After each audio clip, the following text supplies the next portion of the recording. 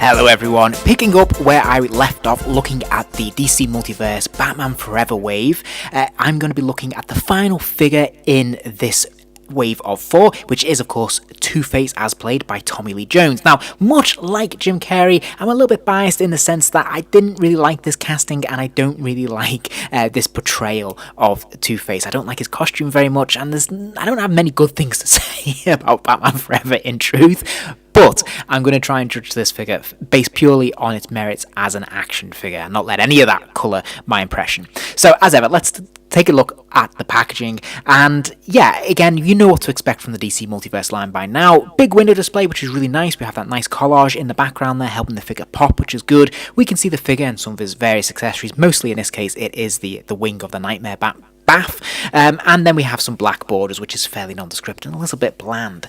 Likewise, if we look at the side panel here, a lot of wasted space in my opinion. I would much rather we'd had a film poster here, or a still taken from the film or something, just to make this a bit more colourful, make it a bit more distinct, a bit more unique when you put it on its side on the shelf. And then finally, if we look at the reverse of the packaging, again, we have the big image there of the Nightmare Bat, which is the Builder figure, and of course, they have to go with an illustration because it doesn't actually make an appearance in the film, although there is, footage out there. And yeah, that's largely it, really. Again, I would much rather have had the larger image that we actually have of Two-Face at the bottom of the packaging, writ large up here, and a smaller image of the Builder figure at the bottom. But hey, to each their own. I think all in all, this is fairly bland. It's not really particularly displayable. It just feels, quite functional, really. Now, in terms of the figure, I have to say straight off the bat, I'm actually, much like the Riddler, quite impressed with this figure, and I think the McFarlane Toys have done a good job. And if we take a look at this head sculpt, I'm not entirely sure they've done an amazing job with the likeness of Tommy Lee Jones. I think it's a passing resemblance. I think it works. Obviously, we're only really dealing with half his face there to really draw that distinction. But I do think they've done a really nice job with the burnt side of the face. I really like how the detail's been sculpted in there, all the individual grooves and lines. But also, obviously, they've capitalised on this with a fantastic number of paints here. There's a number of different tones of purple being used that really create a lot of sense of depth here, which I think works really, really well. I really like how this runs through the hair as well. We can see some purple in the hair, and I think, considering the complexity, they've pulled this off really, really well. I think this looks pretty good. Now, as I said, it's not my preferred look for this character, but I think they've done a good job with the head sculpt, and I like the use of paint. Likewise, I think the body sculpting and the paint taps here are really successful as well.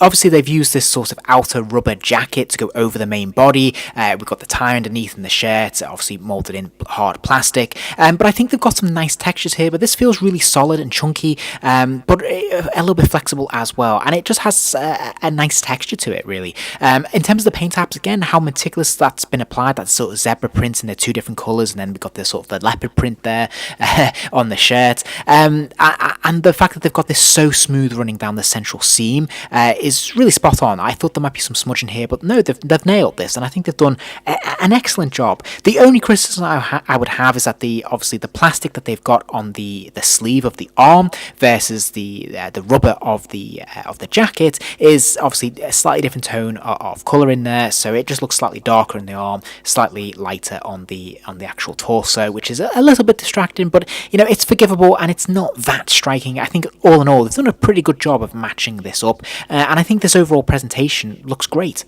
Now, the hands are kind of interesting. You'll see that he does come with a number of gripping hands. We'll get to that a little bit later when we talk about accessories, which is kind of odd. But he also comes with this coin flipping hand as well. Now, the way they've achieved this is to catch it as if it's flipping in motion, so several times over the coin.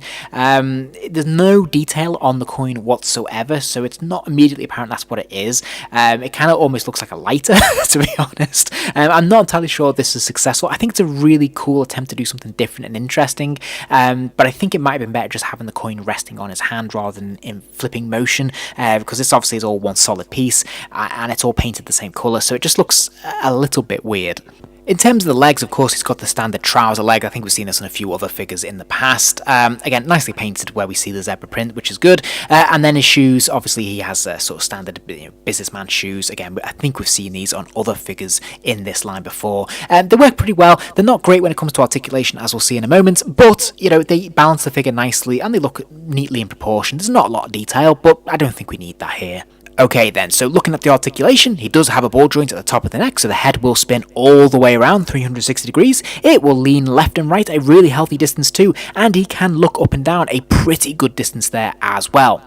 Now, he may have the butterfly wing joint, it's hard to tell, but the arm does have a ball joint definitely in the shoulder, which will allow the arm to move back quite a good distance. He also has a pretty good bicep swivel there, which is fantastic, and he's got the double joint at the elbow. Then he's got the pin swivel at the wrist, so the hand will hinge forwards and backwards, and it will rotate all the way around as well. Now, it's hard to know what the articulation is in the torso. It does seem to move from side to side, and there's a little bit of give moving left and right, but it's hard to know which is the torso and which is the legs, to be honest. Likewise, bending forwards and backwards, this is mostly coming from the legs, and there's not really anything going on there. Now, he does have ball joints in the hips though, so the legs will kick out to the side, they'll kick forwards, they'll kick backwards, double joint at the knee there, so that lower leg can kick all the way back, and then he does have a slight ball joint, a slight pivoty thing at the ankle, allowing the foot to hinge forwards and backwards and kind of rock from side to side, and then he's got some toe articulation as well. Accessories wise, apart from the trading card and the stand and the Build-A-Figure piece, all he comes with is an additional pair of hands, and you will probably notice that between the various combinations, he actually has two trigger finger hands, and this is definitely a trigger finger, which makes me think that maybe he was supposed to come with a couple of guns, because of course in the film he does have two different coloured guns. In fact, he has a lot of different guns that he uses in that film, and he doesn't come with anything here, which seems odd. I'm not sure what the thinking is. Maybe this is something to do with not being able to release guns with figures that young children might pick up. However, we do know that they release plenty of guns in the DC Multiverse line. Obviously, you only need to look at the upcoming Batman vs Superman figures to see the array of guns that Batman comes with there. So I'm not entirely sure if that is the case, but I'd be very interested if anyone has any information on that, because it does seem like a really massive and very obvious omission here. Okay, but all that being said, I have to say, I actually really quite like this figure. I think they've done a good job with it overall. It is nice to see them experimenting with that flipping coin, even though it's not really successful in my opinion, but I think they've done a really good job when it comes to the paint apps. There's a lot going on here in this figure, which, you know, is quite impressive. So for me, I'm going to give this figure 3 stars. As I said, overall, I think it's a really nice visual figure. I think it works really, really well. I think they've done a good job with those paint apps. There's some decent articulation, not quite as strong as some of the other figures that we see in this particular wave, and obviously he's lacking a lot when it comes to the accessories, which is surprising and a little bit unusual, because some of the other figures in this wave have actually done quite well in terms of accessories, so a little bit disappointing to not see that follow through here. But all in all, a nice figure. Again, another one worth adding to the collection if you are a fan of Batman Forever. I hope you enjoyed the video. If you did, please do consider giving the video a like. That kind of thing really does help the channel out, and it allows me to keep making more content. And if you're interested in seeing more content, remember to hit subscribe, as there'll be plenty more videos coming soon.